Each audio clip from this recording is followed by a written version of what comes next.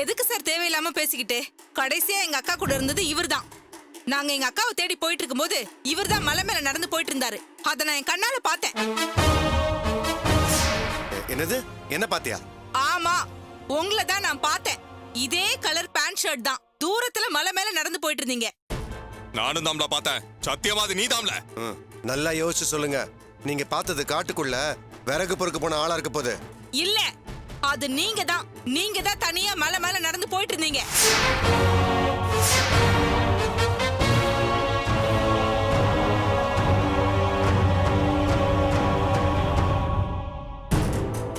ஆமா, நான் தான். பாத்தீங்களா சார், நான் சொல்லல, உண்மையை ஒத்துக்கிட்டாரு. ஏய், என்னமோ புதுசா கண்டுபிடிச்ச மாதிரி பீத்திக்கிற. குமார் மட்டும் இல்ல, நானு ராஜு மூர்த்தி எல்லாரும் அங்கதான் இருந்தோம். அதுக்கப்புறம் தானே ராஜு போலீஸ் கூட்டு வந்தாப்ல. என்னப்பா ராஜு பேசாம நிக்கிற, சொல்லுப்பா.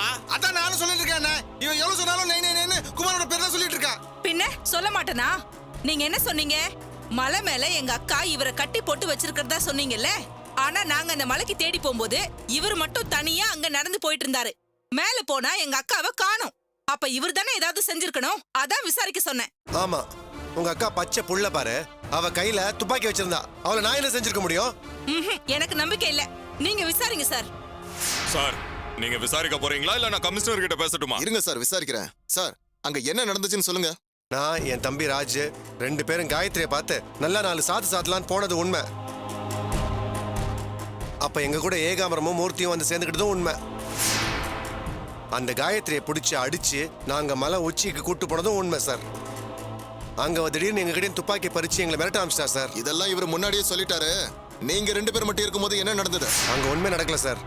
என்னை கொன்னுட்டு என் கூட அவளும் சாக போறதா சொல்லிட்டு இருந்தா சார். ஆமா சார், எங்களுக்கும் போன் பண்ணி அக்கா அதத்தான் சொன்னா. அதே மாதிரி தான் என்னை கொல்ல போறேன்னு வந்தா சார். துப்பாக்கியை கூட நெத்தியில வச்சுட்டா. அப்புறம் என்ன நினைச்சாலும் தெரியல, என்னை கொல்லாம விட்டுட்டா. சார், இது நம்புற மாதிரி இல்ல சார். கொல்லணும்னு கைய கால கட்டி வச்சவ எதுக்காக கொல்லாம விடணும்? எல்லாம் மோனிக்காக தான். அவ பேசிட்டு இருந்தப்போ மோனியை பத்தி பேச ஆரம்பிச்ச சார். அப்புறம் தான் ரியலைஸ் பண்ணா, நானும் சாவ போறேன், நீங்களும் செத்துட்டீங்கன்னா அப்புறம் மோனி அனாதை ஆயிடுவா. அதனால நீங்க போய் மோனியை பாத்துக்கோங்க, நான் எங்கேயாவது போய் தொலைறேன்னு என் கை கட்டெல்லாம் அவுத்து விட்டு போயிட்டா சார். இதான் சார் நடந்தது. என்ன சார், போதுமா சார் விளக்கம்? மேடம், இவங்க சொல்றதெல்லாம் நம்புற மாதிரி தான் இருக்கு. எங்க அக்கா அந்த மாதிரிலாம் பண்ற ஆள் இல்ல சார். ஆனா அவ எங்க போனா, என்னதான் ஆனா? அதை இங்க வந்து கேட்டா கையில துப்பாக்கியோட என்ன போக சொல்றப்போ போக மாட்டேன்னு சொல்ல முடியுமா? அப்படி அவ உங்களை அவுத்து விட்டுருந்தானா நாங்க போகும்போது அவ அங்கதானே இருந்திருக்கணும். நாங்க ஒரு வழியா ஏறணும், ராஜுவும் போலீஸும் வேற வழியில ஏறினாங்க. நீங்க ஒரு வழியில போயிட்டு இருந்தீங்க. 3 வழியிலயும் அக்கா வரல.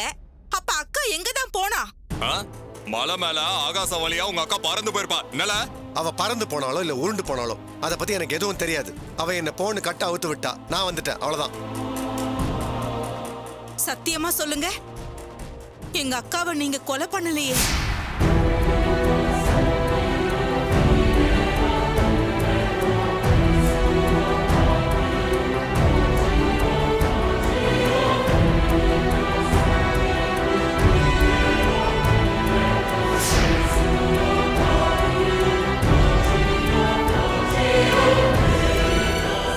சத்தியமா உங்க அக்காவை நான் கொலை பண்ணல, போதுமா?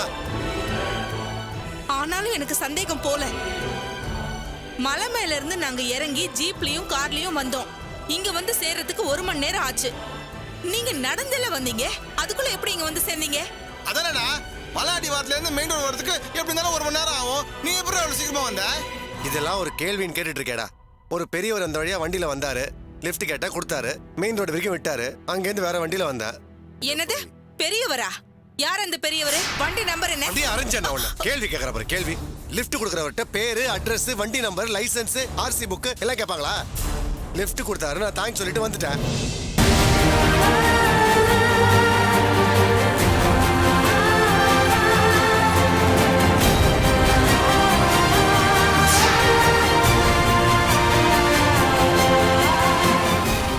நீங்க பொய் சொல்லலையே. உன்கிட்ட பொய் சொல்லணும்னு எனக்கு என்ன தலையெழுத்தா? உண்மையை சொல்ல சொன்னீங்க, சொல்லிட்டேன். இதுக்கு மேல என்ன பண்ணோம்? தீ குளிக்கணுமா? சொல்லு. மேடம், இவர் சொல்றது நம்புற மாதிரி தான் இருக்கு. உங்க அக்கா அங்க இருந்ததுக்கான தடையுமே இல்ல. இதுக்கு மேல என்னால எதுவும் செய்ய முடியாது. சர்வால், இவர்தான் கொலை செஞ்சிருப்பாருன்னு நாங்க சந்தேகப்படுத்தோம். எப்படி சார்? கொலை செஞ்சிருந்தா டெட் பாடி இருக்கணும்ல. அப்படி எதுவுமே அங்க இல்லையே. நீங்க சொல்றத வச்சு யாரையும் அரெஸ்ட் பண்ண முடியாது. சார் நான் வேணா ஒன்னு சொல்லட்டுமா சார்? என்ன சார்? சார் முதல்ல இவங்க 2 பேரையும் உள்ள போட்டு முட்டிக்கு முட்டி தட்டுங்க சார். நிச்சயமா அந்த காயத்ரி எங்க போயிருக்காங்கறத ஈஸியா கண்டுபிடிச்சிடலாம். சார் இவங்களுக்கு தெரியாம அவ எங்கேயுமே போயிருக்க முடியாது சார். என்னது எங்களையே அரெஸ்ட் பண்ணணுமா? ஆமாண்டி. சார் அதெல்லாம் முடியாது. காயத்ரி மிஸ்ஸிங் கேஸ நாங்க விசாரிக்கல. விடு சகல. எப்படியும் சத்யாவை கடத்தின கேஸ்ல காயத்ரியை கண்டுபிடிக்க போலீஸ் விசாரிப்பாங்க. அப்ப முதல்ல இவ்வளவு தூக்கி உள்ள போட சொல்லுவோம். எல்லா உண்மையும் தெரிஞ்சிடும். என்னது இது எல்லாரும் ஏன் மேல பாயறீங்க? ஏய் உனக்கு இருக்கடி ஒரு நாள் கச்சேரி, அன்னைக்கு உன்னை பாத்துக்கிறேன்டி. மூர்த்தி கொஞ்சம் அமைதியா இருப்பா. சார் இவங்க சொன்னாங்கன்னு வந்தீங்க, குமாரை விசாரிச்சிங்க, கிளம்புங்க சார். எப்போ பார்த்தாலும் ஏதோ ஒரு பிரச்சனை, விசாரணை, போலீஸ் என்கொயரின்னு ரொம்ப சங்கடமா இருக்கு சார். ப்ளீஸ் கிளம்புங்க சார். மேடம் நாங்க கிளம்புறோம் மேடம். சார் நீங்க ஸ்டேஷனுக்கு வந்து ப்ராப்பரா ஒரு கம்ப்ளைண்ட் எழுதி ஒரு ஆஃபர்ல வந்துடுறேன் சார். என்னையா இது ஒரே மர்மமா இருக்கு. இவர் சொல்றது உண்மையா இருந்தா இவரை விட்டுட்டு அக்கா எங்க தான் போயிருப்பா? ஒன்றும் தெரியல, விசாரிப்போம்.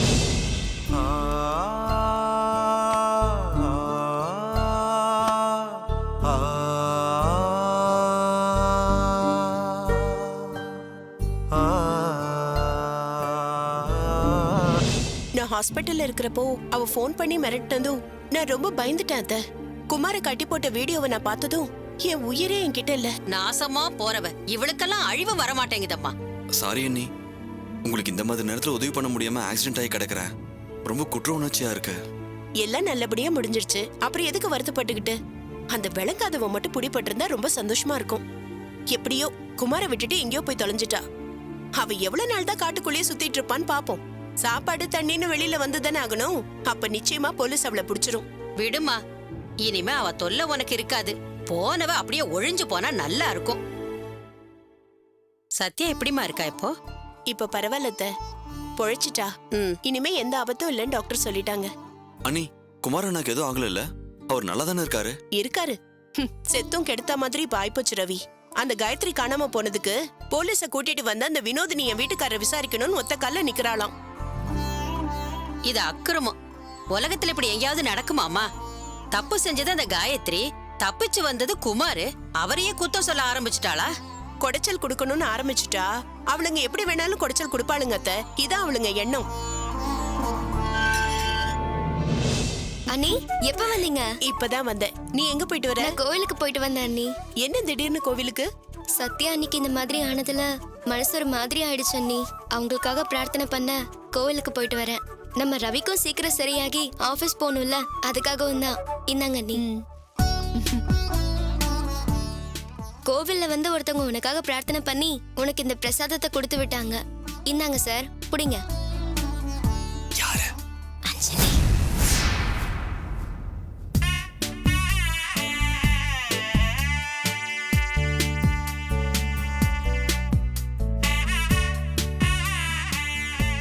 ஏய் நில்லு. ரவி கிட்ட ஸ்பெஷலா கொண்டு போய் கொடுக்க சொன்னது யாரு? அது விஜய், வந்து எந்த விஷயத்துல விளையாடுறது தெரியாது, உள்ள போ. ஏய் இரு. நீ என்னமோ சொல்ற. 2 பேரும் கஞ்சாடையில ஜாடமடையா பேசிக்கிறீங்க. நான் கேட்டா அவன் உன்னை உள்ள போன்னு விரட்டுறான். என்ன நடக்குதுங்க? அண்ணி, அதெல்லாம் ஒண்ணு இல்ல. நீ இவ ஏதோ லூசு மாதிரி உளறா. உள்ள போ. நான் ஒன்னும் வளரல, நடந்த டிராமாவை தான் சொல்றேன். ராமாவா? அத்தை நீங்க ஒரு நிமிஷம் இருங்க. இங்க என்னமோ திருட்டுத்தனம் நடக்குது. அது என்ன நான் கண்டுபிடிக்கிறேன். ஐயோ அண்ணி, அதெல்லாம் ஒண்ணு இல்ல. அவளுக்கு சும்மா என்ன வம்பிழுக்கிறதே வேலையா போச்சு. டேய் இன்னும் எதுக்குடா மறைக்கணும்? அன்னிக்கிட்ட சொன்னா என்ன தப்பு? இப்ப நீ வாய் மூடிட்டு இருக்க போறே இல்லையா? ரவி நீ அமைதியா இருக்கியா? நீ சொல்லு விஜய், யார் இந்த பிரசாதம் கொடுத்து விட்டாங்க? என்ன விஷயம்? அண்ணி, இது நம்ம அஞ்சலி கொடுத்த பிரசாதம். நான் கோயிலுக்கு போயிருந்தப்போ அங்க அஞ்சலி வந்திருந்தா. ரவி குணமாகறதுக்காக வேண்டிக்கிட்டாலாம். அர்ச்சனை பண்ணி பிரசாதம் கொடுத்து விட்டா. இதுல என்ன இருக்கு? எதுக்கு 2 பேரும் இவ்ளோ கூப்பாடு போடுறீங்க? ஐயோ அண்ணி, இவனுக்காக அவ அந்த மாதிரி வேண்டிக்கிறது இது முதல் தடவை இல்ல.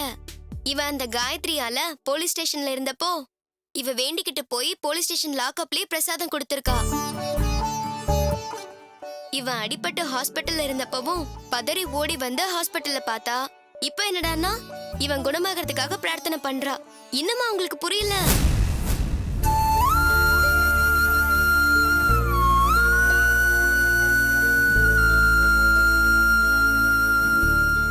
என்ன ரவி இது? இதெல்லாம் நமக்கு சரிப்பட்டு வருமா? அத்தை, நம்ம ரவியும் அஞ்சலியும் ஒருத்தர் விரும்புறாங்க. அதத்தான் இவ சொல்றா. ஆமா அண்ணி, அது மட்டும் இல்ல, இந்த காவிய காதலுக்கு சுடிதார் போட்ட ஆஞ்சநேயரா நான் தான் அப்பப்போ தூது போயிட்டு இருக்கேன். இதையும் சேர்த்துக்கோங்க. டேய் ரவி, என்னடா இதெல்லாம்? என்னம்மா என்னம்மா நீங்க காதல்னு உடனே ஷாக் ஆகுறீங்க? இதுல என்னம்மா தப்பு இருக்கு? அஞ்சலியும் ரவிக்கு முறை பொண்ணு தானே. அவங்க 2 பேரும் ஒருத்தர் ஒருத்தர் விரும்புறாங்க, பிடிச்சிருக்கு. இது என்ன தப்பா? இதுக்கேமா இப்படி பேசுறீங்க? விஜி, நீ சொல்றதெல்லாம் சரிதான். ஆனா அண்ணி, என் மனசுல அஞ்சலி இருக்கிறது உண்மைதான். ஆனா உங்க சம்மதம் இல்லாம அடுத்த ஸ்டெப் எடுத்து வைக்க மாட்டேன். நீங்க வேண்டான்னு சொன்னீங்கன்னா நிச்சயமா நான் மறந்துடுவேன். இது வரைக்கும் அஞ்சலி கிட்ட அவளை பிடிச்சிருக்குன்னு ஒரு வார்த்தை கூட சொல்லல. ஆனா அவளாதான் இப்ப வரைக்கும் கோவில் பிரசாதம் அது இதுன்னு கொடுத்து விடுறா. அடடா, என்னமோ இவர் பெரிய உத்தம புத்திர மாதிரி பேசுறாரு. அஞ்சலி மேல பழிய போடுற? உனக்கு பிடிச்சிருக்கு, அதனால தானே அஞ்சலி பார்த்ததும் பல் பெரியுது. அப்படியே முகம் முழுக்க அசடு வழியுது பாரு.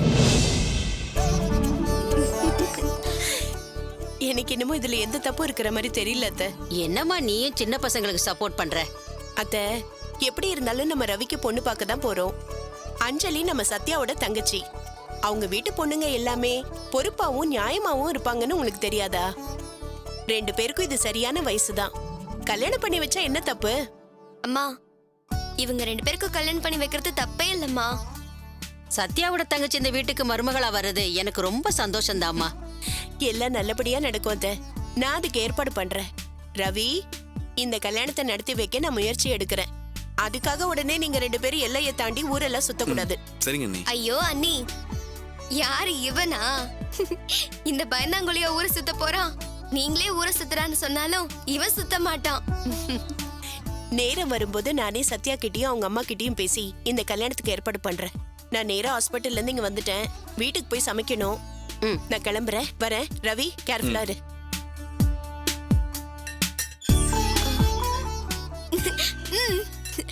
எப்படி? அருந்தவாள இதுக்கு தேவையில்லாம என்ன மாட்டி விட்ட. உனக்காக பேசி கல்யாணத்துக்கு சம்மதம் வாங்கி கொடுத்திருக்கேன். ரொம்ப தேங்க்ஸ் விஜய். இந்த தேங்க்ஸ் எல்லாம் வாய் வழியா சொன்னா பத்தாது. 4 மாசமா 2 சுடிதார் கேட்டுட்டு இருக்கேன். அது வாங்கி தந்தாதான் நீ தேங்க்ஸ் சொன்னதா அர்த்தம். நீ விட மாட்ட. சரி, 5000 ரூபா தான் பட்ஜெட். போய் பர்ஸ்ல இருந்து டெபிட் கார்டு எடுத்துக்கோ. ஏய், என்ன? இங்க பாரு, 5000 ரூபாய்க்கு மேல தேவையில்லாம எடுக்க கூடாது. என்ன 5000மா? அது உன் பட்ஜெட். உன் லவ்க்கு ஹெல்ப் பண்ணல, அதுக்கு 2000. மொத்தம் 7000. 3 எடுப்பேன்.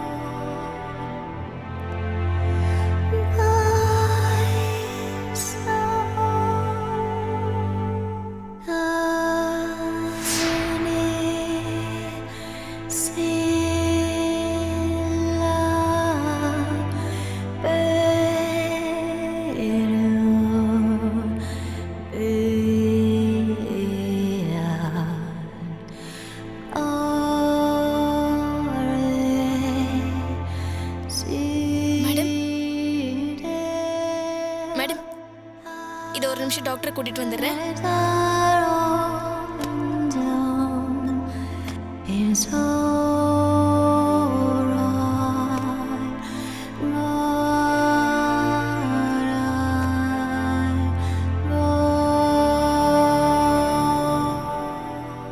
மேடம், உங்களால நல்லா சுவாசிக்க முடியுதா? நீங்க நார்மல் ஆயிட்டீங்க மேடம். அம்மா, இவங்க சொந்தக்காரங்களா இருக்காங்களா? கூப்பிடு, வந்து பார்க்க சொல்ல. மேடம், ரொம்ப எக்ஸைட் ஆகாதீங்க. நார்மலா ஆயிட்டீங்க, ஹாப்பியா இருங்க. வாங்க.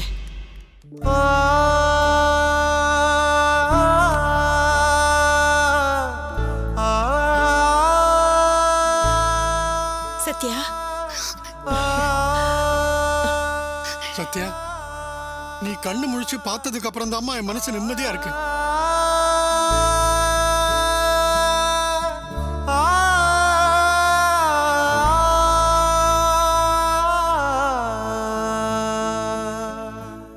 சத்யா, இனிமே உனக்கு எந்த கஷ்டமும் இல்லம்மா. எல்லாம் நல்லபடியா நடக்கும். சத்யா, உனக்கு இப்படி ஆனது நாங்களாம் எவ்வளவு பதறி போயிட்டோம் தெரியுமா?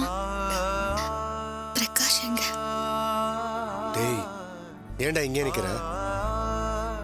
சத்யா கிட்ட நான் எப்படிடா பேச முடியும்? அவகிட்ட எப்படி போய் சொல்ல முடியும்? டேய், எத்தனை தடவை உங்ககிட்ட சொல்றது? என் மேல சத்தியம் பண்ணிருக்க. 2 நாள் சமாளிச்சா அப்புறம் எல்லாம் பழகிடும். உள்ள வந்து சத்யா கிட்ட சகஜமா பேசு. வா, வாடா.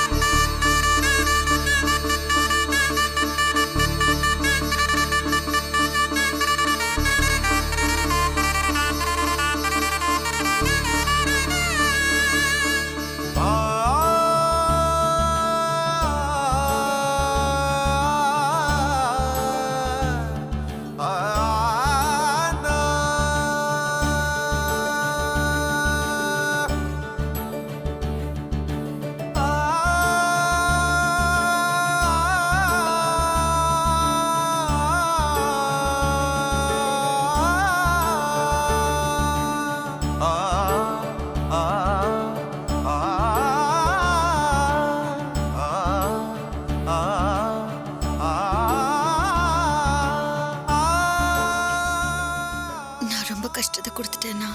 கஷ்டமா? அவன் பட்டப்பாடு எங்களுக்கு தானே தெரியும். எப்படி பதறி போயிட்டான் தெரியுமா?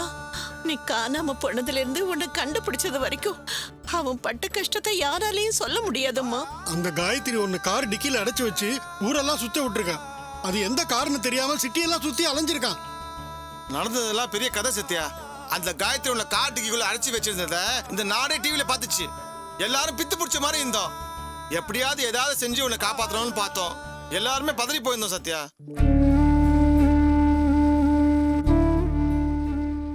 கார் டிக்கிக்குள்ள இருந்த அவ்வளவு நேரமும் எனக்கு ஒரே ஒரு நம்பிக்கை தாங்க இருந்துச்சு. எப்படியும் நீங்க என்ன காப்பாத்திருவீங்கிற நம்பிக்கை. ஆனா எனக்குள்ள நம்பிக்கை கொஞ்சம் கொஞ்சமா குறைச்சிட்டே வந்துச்சு சத்யா. உன்னை கார் டிக்கில இருந்து எடுத்தப்போ என் உயிரே போயிட்ட மாதிரி இருந்தது. போதாத குறைக்கு டாக்டர் வேற காப்பாத்த முடியாதுன்னு கை விரிச்சிட்டாங்கம்மா. பிரகாஷ் தான் உனக்காக உருகி உருகி பிரார்த்தனை பண்ணாமா. கடவுள் அவனுக்காகத்தான் உன்னை காப்பாத்தி எங்க கிட்ட ஒப்படைச்சிருக்காரு. எது என்ன காப்பாத்துச்சோ இல்லையோ, என் மேலயும் மகா மேலயும் நீங்க வச்ச பாசம் தான் என்னை காப்பாத்தி கரை சேர்த்திருக்கு.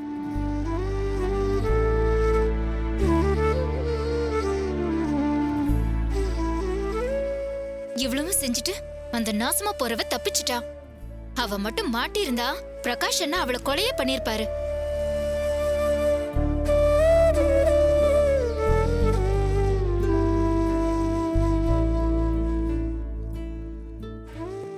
அதை விட கொடுமை என்னன்னா, அந்த வினோதினி லிங்கத்தை கூட்டிட்டு வந்து காயத்ரியை காணல, அதுக்கு குமார் தான் காரணம்னு சொல்லி பெரிய ரகலை பண்ணிட்டான். போலீஸும் அவங்க பேச்சை கேட்டுட்டு வந்து குமாரை என்கொயரி பண்ணாங்க. தப்பு பண்ணிட்டோம். இந்த தடவை எங்க கையில இருந்து தப்பிச்சிட்டா அவ. எனக்கு மட்டும் நல்லா படிப்பு இருந்து நான் போலீஸ் வேலைக்கு போயிருந்தா அவளை நான் என்கவுண்டர் பண்ணிருப்பேன். உயிரோட இருக்கவே விட்டுருக்க மாட்டேன். மாமா, என்ன மாமா பேசுறீங்க? ஒரு தப்புக்கு மரணம் தான் தண்டனைன்னு ஆரம்பிச்சா உலகத்துல பாதி பேர் இல்லாம போயிடுவாங்க. அவ இவ்வளவு தப்பு பண்ணதுக்கு அப்புறம் அவள் சப்போர்ட் பண்ணி பேசுற நீ? உன்ன மாதிரி ஆளுங்க இருக்கறனால தான் அவ தப்பிச்சு போயிட்டு இருக்கா. இல்ல மாமா, அவள மாதிரி ஆளுங்களுக்கு மரணம் தண்டனை இல்ல, விடுதலை. இப்படி ஈஸியா இந்த உலகத்தை விட்டு அவளை தப்பிச்சு போகவே விடக்கூடாது. அவளுக்கு 40-50 வருஷம் ஜெயில் தண்டனை வாங்கி கொடுத்தாதான் அவள மாதிரி ஆளுங்களுக்கெல்லாம் புத்தி வரும் மாமா. செஞ்ச தப்புக்கு வாழ்க்கை முழுக்க ஜெயில கிடக்கிறப்போ அவளுக்கு வர வேதனை தான் அவளுக்கு கிடைக்கிற மிகப்பெரிய தண்டனை. அவளை என்கவுண்டர் பண்ணனாலும் தூக்குலையாவது போடணும். ஃப்ரெண்டோ எதிரியோ மாமா, யாரா இருந்தாலும் உயிர் உயிர் தானே. உயிர் எடுக்கிற உரிமை மனுஷனுக்கு கிடையாது மாமா.